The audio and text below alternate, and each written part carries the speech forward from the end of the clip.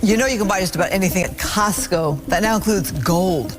Costco is now selling 1-ounce gold bars. They're already selling out fast across the country. Think you could guess the value of this? 3,500. Jeweler said max too small. 85. Too small. This is the serious behind-the-scenes look on what's actually going to happen. 1,000 because it's probably not pure. 100,000. 300. Like 400, 250,000. It's a heavy ass bar, man. 350. We walked in with a bunch of dust. Put that around your neck in a pendant like this, bitch. Gold, a timeless symbol of wealth and prestige, has experienced a resurgence in popularity, particularly among the affluent, notably in Miami and New York. This resurgence is a subject of fascination for me, even though I personally haven't been particularly interested in gold.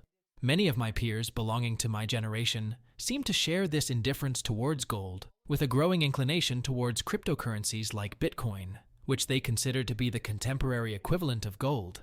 My own portfolio has seldom included gold, but the fervor surrounding it has prompted me to delve into the data and assess whether this precious metal truly merits the attention it garners.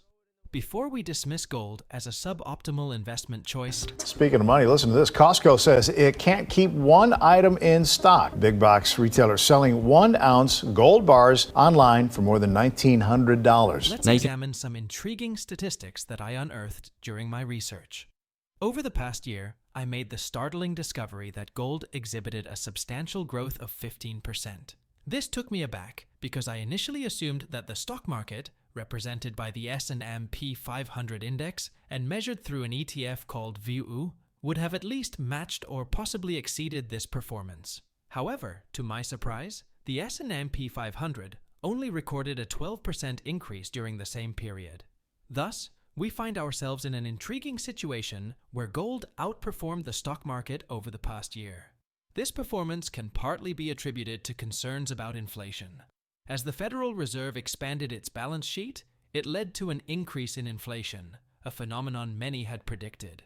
In response to this potential erosion of their purchasing power, people turned to gold as a hedge.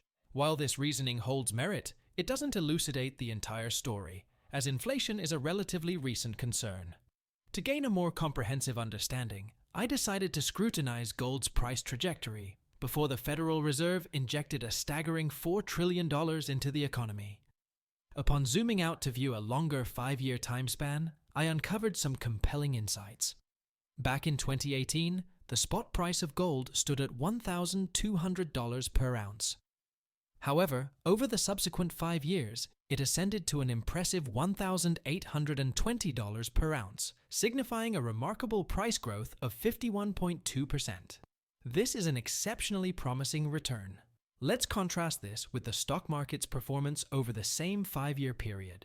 During this time, the S&P 500 index rose from 2,920 to 4,258 points, translating to a growth of almost 46%. While this is undoubtedly commendable,